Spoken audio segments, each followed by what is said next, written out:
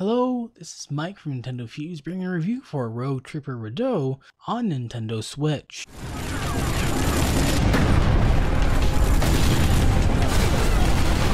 Good luck. I'll see you on the battlefield. So what's the difference between Rogue Trooper and Rogue Trooper Redux? Well, the first obvious thing is the remastered visuals, which includes enhanced lighting, remodel assets, dynamic lighting, HD graphics, new special effects, and a ton more. So basically it's very much akin to what a lot of the modern remasters are. There's a new cover system, or a revamped cover system as they call it, but it pretty much mimics a lot of games like Gears of War, where you're sitting behind cover and shooting out and everything else. It works well, and I can't really complain. Everything so far has been on point. Modern controls also plays into that revamped cover system. Everything's been working well, and I haven't had an issue with it at all. Over the shoulder aiming, which pretty simple. There's more difficulty modes apparently. I haven't really played outside of normal, so I'm not one to just dive into the easy mode just to get through it. I do like a little bit of a challenge when it comes to reviews. That's really all that matters to the Nintendo Switch version. The other consoles got trophies and achievements, and well, that doesn't really matter on Switch. It matters to some people, and it's there. On to what I think are the finer points of this review, and I'll explain them all in detail, and we'll go through that one by one. The first bit of pro that I do see, the first big positive more or less, is that the gameplay is pretty much very addictive. It's something akin to that classic shooter, the shooter of yesteryear that I did enjoy. So the original Killzone, the Army Men series, stuff like that. It feels very reminiscent to that in modern HD visuals.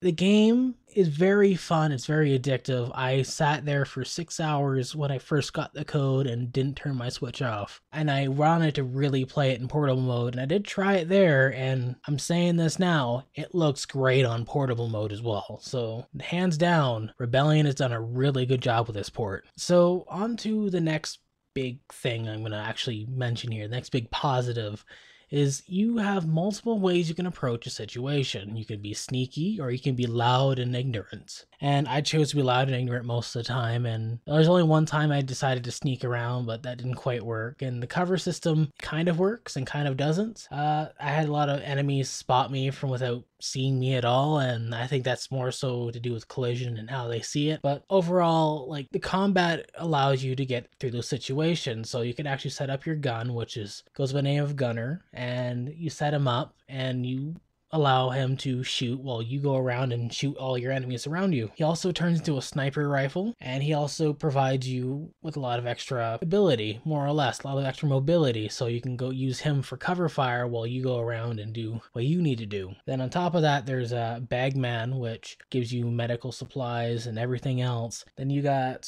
your helm, which actually provides your radar type ability, more or less, and that's really helpful to finding scrap, and scrap actually allows you to upgrade a lot of your abilities. Your abilities are necessary and allows you to unlock new abilities such as incendiary grenades and different like weapons, so mortars and shotguns and everything else. Overall, like, that aspect, like, there's a lot to unlock and there's a lot to do in this game, and I feel I can sit here and play through the whole thing in an entire weekend and not be unimpressed with it. Like, I am extremely happy to play this game coming off my last review, so this is something well worth your time. Now, I won't spoil too much with the story, and that is another positive point. I do like to touch on the stories in these games with my reviews, and it's because everyone's drawn to like a different aspect of the game. And to me, most of the time it's the story, and I've played plenty of games with very bad little gameplay, but the story was very redeeming. This game thankfully has a little bit of a cheesy story. You're essentially a rogue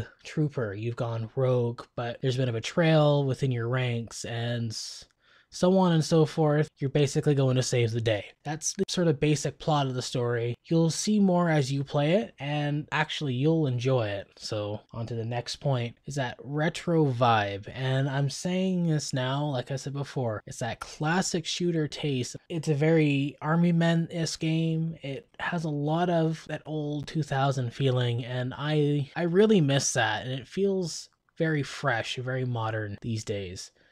especially with the updated engine or updated game, more or less. They updated everything with it. It's perfect. On top of that, the game tends to lend itself to exploration. So there's past careening off in other directions.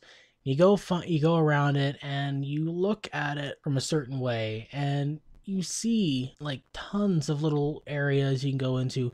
You find scrap, and that's the most important thing. You need to find scrap, and you need to explore to find scrap. Sometimes these situations end up with you getting a ton of enemies, which you can also collect scrap from enemies. Another great way to explore is actually walking over to the enemy, picking up scrap, and seeing if there's anything around there. On top of that, I'm going to mention again, the controls pretty much are spot on, and I don't say it about every game. I can say games like Mario have really good controls and everything else, but that's just pretty much known for that. This game, like, it really depends on what type of game you're talking about. I play a lot of PC games, I play a lot of PC shooters, so going from Splatoon to this, I feel pretty much like I'm going from like Mass Effect to, say, Call of Duty. You're gonna get a little bit of a different experience, but overall, the experience felt natural to me. I think you guys will enjoy it, and for whatever console you get it on, whether it's Nintendo Switch or the other platforms,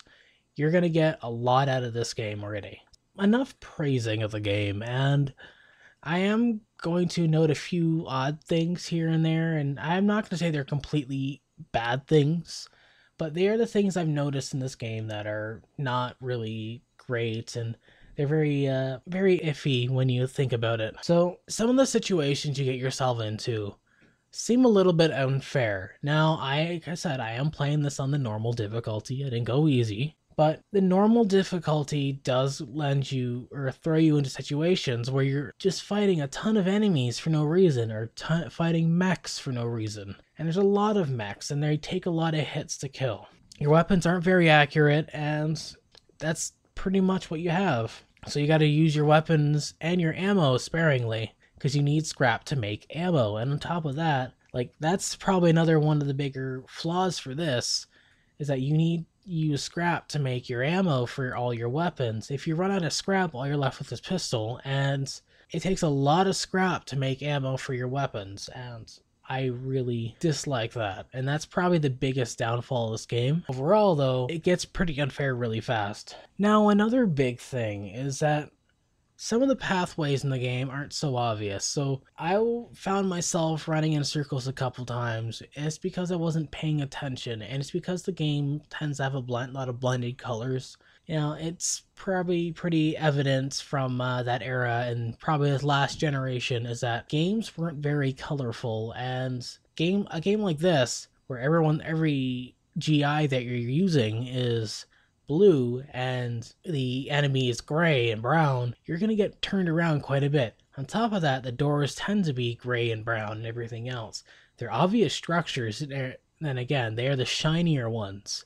But stuff like that, it gets pretty annoying very fast. I got turned around quite a bit because of it. On top of that, there's lots of pathways that go anywhere or go nowhere, and you're honestly just searching around, which is actually a bit of a negative from the exploration I did mention before. And I don't mind that, but to somebody else, that could be a bit of an issue, because I know people that stop playing games because they have no idea where they're supposed to go next. I think that's something that could be worked on in maybe a future title, even a sequel. Look at possible ways to work out well, and maybe like give some direction, or have some markers, some obvious markers for whatever game it ends up being. Now, the last probably negative thing I'm gonna really mention is that it kind of does bug me a little bit, and I know it's pretty minor, but when you're transitioning between a cutscene and the gameplay, which is pretty much seamless, it doesn't use pre-rendered cutscenes, it uses actual gameplay elements, and it loads in. You're sitting there and it tends to like hop around when it's switching from a cutscene to the gameplay. Now, I don't mind that to some degree, but I don't like it either, and it tends to get pretty distracting when you're walking away from somebody in a cutscene and it just automatically like hops to another location. And I understand like a lot of older games it does that and blah blah blah. There's like loading scenes between that. But overall that is very distracting to me, and I feel it could be improved on a bit, and maybe with a little bit more optimization and maybe placement of the enemies more, or at least the cutscenes a little bit more. You're not gonna have too many issues with that. But that's really all I found wrong with the game. Overall, the game has been relatively good. And pretty much the game is just super addictive and fun. Like, it's an HD remaster of the Wii version. And overall, like, the story is amazing. It gives you that retro Army Man vibe. Some situations, they're a little bit unfair, but with repetition and a lot of practice, you'll eventually get through them. And I did beat it pretty quickly after I got used to it. And I learned a lot of the quirks, and the difficulty does get up a little bit there, but you're gonna have an easy time with it. The controls are spot on, and especially for a third-person shooter, where you're just needing to strafe back and forth a lot. There's a lot going on in the game, and you need to have all that going for you. And it doesn't really distract from the gameplay either, and that's the fun part. Overall, I'm giving the game a 8 out of 10. The review code itself was provided by Rebellion. Be sure to check the game out. It released today on the Switch eShop for the grand old price of $24.99 US. And this has been Mike from Nintendo Fuse, your source for news, reviews, gameplay, and more.